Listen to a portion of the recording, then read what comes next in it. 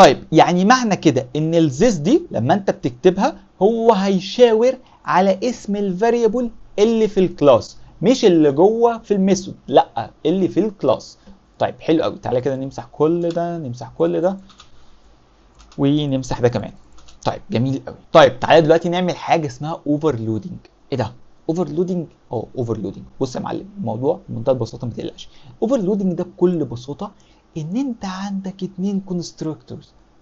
هتقول لي لا ثواني بقى، طيب احنا قلنا ماشي ان احنا بنكتب نفس اسم الفاريبل وبنستخدم الكي وورد اللي اسمها this، كمان هعمل 2 ميثودز بنفس الاسم ازاي؟ ما هو ده الاوفرلودنج. بص تعالى كده واحده واحده وتعالى كده معايا. تعالى دلوقتي نعمل الكونستراكتور بتاعنا العادي خالص اللي هو اسمه ستودنت. حلو قوي. الستودنت ده انا مش هديله حاجه، الستودنت ده هو مجرد بس كونستراكتور فاضي ما فيهوش اي بارامترز. طيب تعالى كده نعمل ستودنت تاني، والله هديله المره دي نيم. حلو قوي. طيب بس تعالى نشيل نيم دي ونخليها ان عشان مش عايز استخدم الزيس كي وورد هنا. طيب وتعالى نعمل كونستراكتور تالت. هو انا ينفع اعمل كونستراكتور تالت؟ لطامه انت بتغير يا اما نوع البارامتر او العدد بتاع البارامترز اللي هتخش للكونستراكتور، مفيش اي مشكله. ان شاء الله تعمل مليون كونستراكتور، دي حاجه بتاعتك انت. اهم حاجه مفيش 2 يبقى عندهم نفس الداتا تايب او 2 عندهم نفس عدد البارامترز. طيب تعالى كده نجرب. فوالله مثلا انا هعمل حاجه تانية هنا هسميها اي دي او خليها ايج، ماشي هو اقترح عليا ايج فخليها ايج. والكونستراكتور التاني اللي انا هعمله ده هيبقى بياخد string وبياخد int. ايه ده؟ انا دلوقتي عندي 3 كونستراكتور. طيب كل واحد هيشتغل امتى؟ طيب تعالى كده ده اول واحد هنقول له ان ده الستودنت كونستراكتور عادي خالص، او خليها ده الديفولت كونستراكتور. حلو قوي، ده الكونستراكتور الديفولت، ده الكونستراكتور الطبيعي. طيب تعالى تاني كونستراكتور، فوالله انا هقول له اس اوت برضو، وهقول له ان ده النيم كونستراكتور. طيب جميل قوي. وفي اخر واحد هقول له اس اوت، وهقول له ان ده النيم اند الايج كونستراكتور. طيب حلو قوي. تعالى بقى نشوف انهي واحد فيهم هيشتغل وهيشتغلوا امتى. تعالى كده نعمل اوبجكت. طب والله عشان اعمل اوبجكت فانا هقول له student واس 1. طيب بص يا معلم انا كده عملت اوبجكت عادي خالص اهو، بس الاوبجكت ده خلي بالك انت شايف هنا انا مش مديله حاجه. طيب تعالى كده نعمل ران ونشوف انهي واحد فيهم هيشتغل. ايه ده الديفولت كونستراكتور اشتغل. يا صديقي الديفولت كونستراكتور فعلا اشتغل ما فيهاش اي مشكله. طيب تعالى كده نجرب نديله نيم ونقول له احمد مثلا. حلو انا اديته النيم بس. طب تعالى كده نعمل رن. ايه ده النيم كونستراكتور اشتغل، يعني الكونستراكتور ده اشتغل. ايه ده الموضوع غريب جدا. طب تعالى كده نديله الايج كمان، يعني انا هاجي كده واقول له ايج اللي هو هديله يعني مثلا 22 مثلا. تعالى كده نعمل ران ونشوف ايه اللي هيشتغل. ايه ده النيم والايج كونستراكتور هو اللي اشتغل.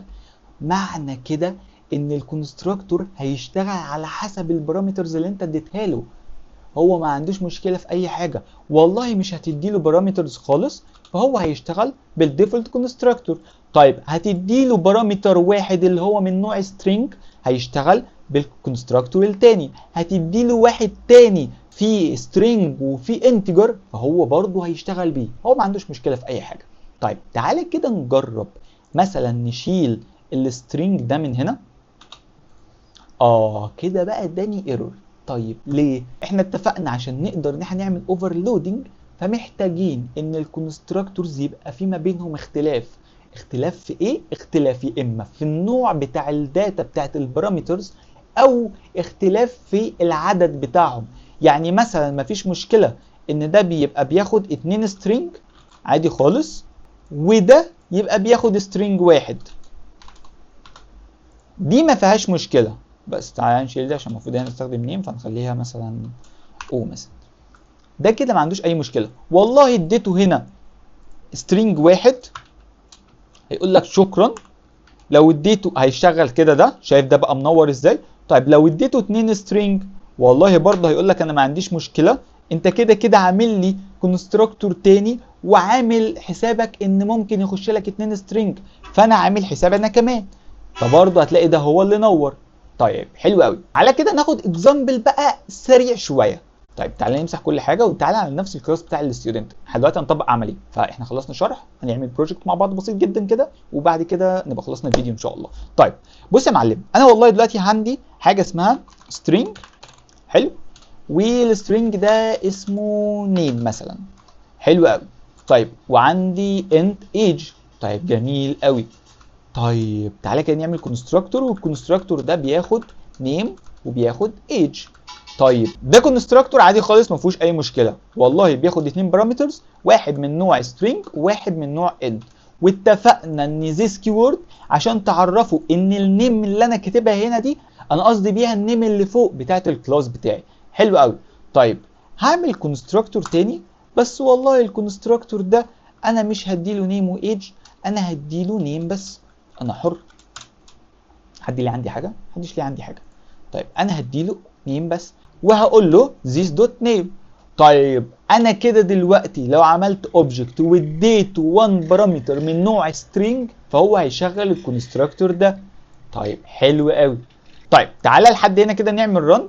قبل ما نعمل رن بس تعالى نعمل اوبجكت، فنقول له student، والستودنت ده اسم مثلا وبياخد احمد بعد اذنك، انا اسمي سام وانا ما عنديش 18 سنه، انا راجل اكبر من كده وعندي 22 سنه. طيب تعالى نعمل رن. لما نعمل رن، ايه ده؟ ده مفيش حاجه حصلت.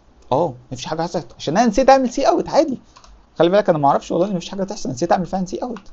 طيب تعالى نعمل سي اوت بتاعتنا عشان احنا نسينا بس نعملها. فاقول له والله سي اوت، وهقول له جوه انا عايز اعمل ايه بقى. طيب انا دلوقتي عايز اطبع اس دوت نيم مثلا، عايز اطبع الاسم بتاعي، ما عنديش اي مشكله. تعالى كده نعمل رن، هيطبع لي فعلا اسمي.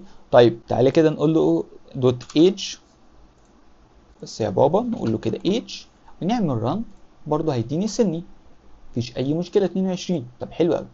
طيب ايه رايك اولا نديله بس، تعالى نتاكد برضه ان الكونستراكتور بتاعنا التاني هيشتغل. لو انا جيت هنا وقلت له كده نيم، تعالى كده نعمل ران ونشوف ان الكونستراكتور بتاعنا التاني ده اللي هيشتغل. لو انت خدت بالك تلاقي ده نور، الاول كان ده اللي منور، هنلاقي برضو احمد. طيب ايه رايك لو انا عملت كده؟ يعني ايه عملت كده؟ بص، يعني انا دلوقتي لو جيت قلت ان نيم ده بيساوي ان. حلو حلو حقي. طيب نيم ده، هل كده نيم اللي فوق دي هي نيم دي؟ يعني نيم دي انا قصدي بيها اللي فوق؟ لا يا صاحبي، انت كده مش قصدك بيها اللي فوق. الكومبايلر مش هيفهم ان انت قصدك بيها اللي فوق. الكومبايلر هنا هيفهم ان انت قصدك بيها نيم دي. يعني انت لو جيت كده عملت قلت له اس اوت وقلت له انا هطبع النيم ده، والله هيطبع لك النيم اللي انت هتديهوله هنا، هيطبع لك النيم بتاع الكونستراكتور نفسه، اللي هو مثلا خلينا ما نقولش ان هو اسمه نيم، خلينا نقول ان هو مثلا، خلينا مثلا نقول ده نيم inside constructor مثلا. طيب ده دلوقتي نيم inside constructor. لو انا عملت run بالشكل ده، تعالى كده نمسح دي، بص ايه اللي هيحصل.